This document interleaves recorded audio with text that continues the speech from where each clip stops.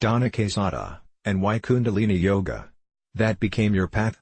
Guruprem Khalsa, well, it wasn't only Kundalini Yoga. Yes, it was always my primary device. But that itself is just a preparatory tool for my more refined dance with aspects of my Sikh Dharma life, but I used other tools, too. I've been doing Kundalini Yoga since 1976. And at a point some years ago, I wanted to get into a more linear expression of learning posture, so I embarked on a deep discovery of the Ashtanga system, too, and I did that for about 14 years. So, that was helpful, too, for a long time. But ultimately, deep in my relationship with my personal guru, the guru is that form of the formless that I can meditate on, imagine and love. I have the words that I recite. I can speak the wisdom of the guru, therefore, I can become. I'm trying to become my name. Prem means love. I'm not the guru, I want to be the beloved. Donna, so then, will any path do, that brings you there? Guruprem, oh, absolutely. Sure. Any path will do. If you approach it with the right desire and discipline and devotion. Absolutely. It's just called from a different song. But it's all part of one verse, one song. Donna, do we need a teacher? Guruprem, absolutely. I don't know how anyone, sometimes the teacher's nature, that's pretty rare though. Generally speaking, 99.9% of the time, you are going to want a teacher. Donna, why? Guruprem, good luck. Didn't you need a teacher with your parents? Didn't they need to teach you? Help you walk? Do you just leave a baby that's just born? See ya, Junior. You've got to teach them a lot. You're teaching them, not so much by telling them, they are copying you. They are imitating you. If they had nothing to imitate, they would die. Donna, all the more reason to embody virtue. Guruprem, exactly right. So, first teacher is mom. Second teacher is dad. Third teacher can be the world out there, friends or a school teacher. Fourth teacher is your spiritual teacher. And everyone, at some point, some kind of soul guide is going to appear in some way. Now, whether we act on it or properly recognize it, that's an individual circumstance. Donna, so, let me just change the channel just a little bit. Who are we? I'm thinking of a quote by our teacher Yogi Bhajan, we are spiritual beings having a human experience. What does that mean? And who are we, really? Guruprem, I would like to start with the word human. English has some roots in Sanskrit. So, hu means spectrum of light, like the spectrum of the rainbow. Man means mind. That is direct Sanskrit. It literally means spectrum of the mind. Your mind is a tool to help you recognize the soul. The soul is so subtle that we have to develop the type of mind that allows us recognize things that are so subtle. What is the holy grail of science?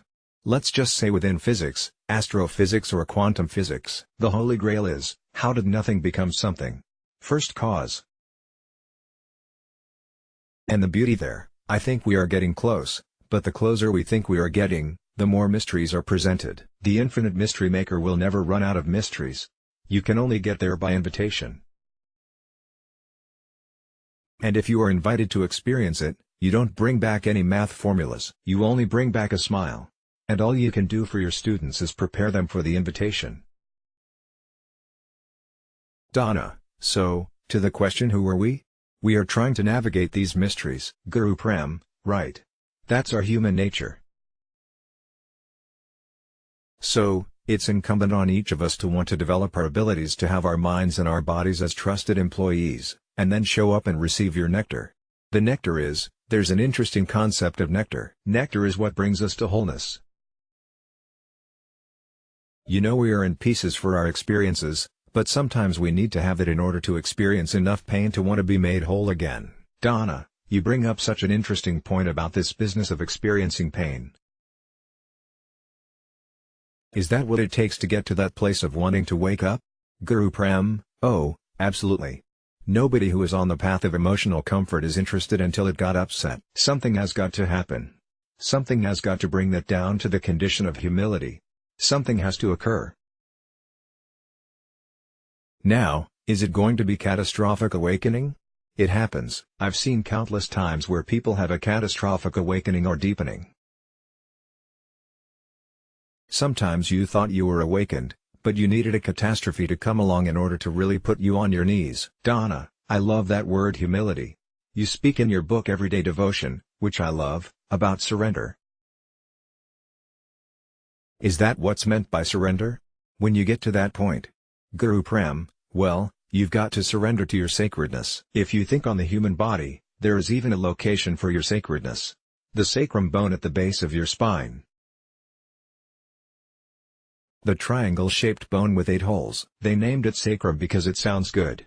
It comes from the word sacred, which comes from sacrifice. Sacrifice means to contract so something else can expand. There is no expansion without contraction. Donna, and what does that have to do with the sacred? Guruprem, because if you learn the art of how to engage the muscles of the pelvis, you can create an expansion in a very useful place called the heart center. You can awaken that, so your ability to move from the base to your heart will have fewer obstructions. And the way it's done is a very practical thing. The way it's done is through the axial. I will say this, pretty much the axial can define your life. Define your life through confinement, which will make you feel like you are suffering. Or it can put you into refinement. They both have pain involved. By the way, refinement pain, you don't feel the suffering, but you definitely feel challenged. When you are confined and you fight back, you will feel the suffering. Suffering that will put you deeper and deeper into a depressed state. But the reason for the axial, you open that up and then your words, and your words are the most powerful thing you have, can get you fired. Open the paper and see who got in trouble today because of their words. There is always somebody. If you make your words divine and develop some technique on how to speak to your heart before it gets to your mouth, I mean, a lot of this is basic singing and speaking techniques that have been taught for a long time. But we have stopped teaching them because we are so amplified with our phones and other microphones, and we have lost the ability to connect with our words and our presence. So, the idea of the sacraments, it's important because this domain, among other things, connects you to Mother Earth and you can feel that. It connects you to other people through your words and it's going to connect you to the depth of your heart as well. This is where yoga science is really helpful because it's got so much wisdom on the practical ways of learning these things. Kundalini Yoga, I'm very fond of because it goes right to it. They make no pretense, this is what we are going to do. This is how we do it. Practice. Donna, so, it's a straight shooter. Guruprem, it is, but you have to have a bit of faith and this is a wee strange stuff. I thought so when I was 22. I found it so intriguing, mystifying, doubtful, very strange, but I kept at it, mostly because I wanted to be with this young lady. That is what got me to my first 6 classes. But fortunately, I had my awakening and do you know what it was? It's going to sound so funny in today's world. In college, I turned from my democratic, liberal family into a, dare I say it, a conservative, Republican, while attending USC. I was in a conservative fraternity. I just wanted to feel like I belonged to something. That was me, back in the 70s. And after 6 yoga classes, I woke up and I realized, I'm not making a condemnation of a political party or anything. I was just doing it. I just wanted to be accepted by this group of people I fell in with. It's the Stockholm Syndrome, if you will. I just became like the people I wanted to be accepted by, but it wasn't based on any concrete reality I could live with. 6 yoga classes later, I just realized, you've been doing everything based on deep fear of rejection.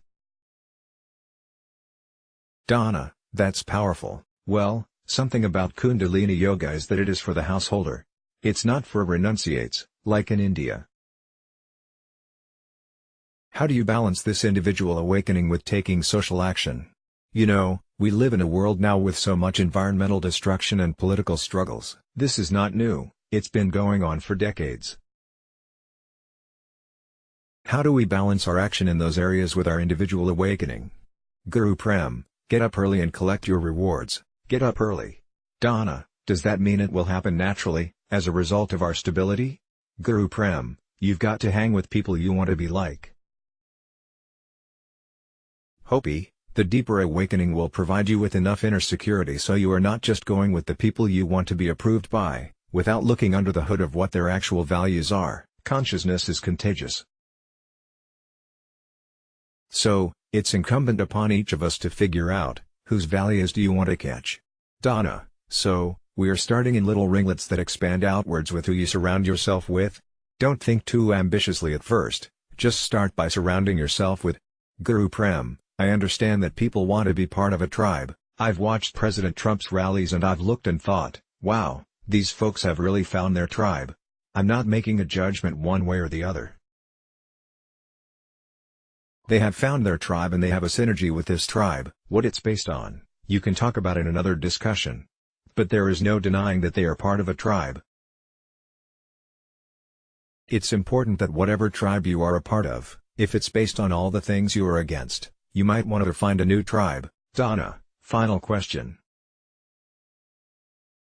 We are dipping just a little bit, or insinuating that this political arena that is going on right now, would you say that some of our problems, globally speaking, come from the predominance of masculine energy?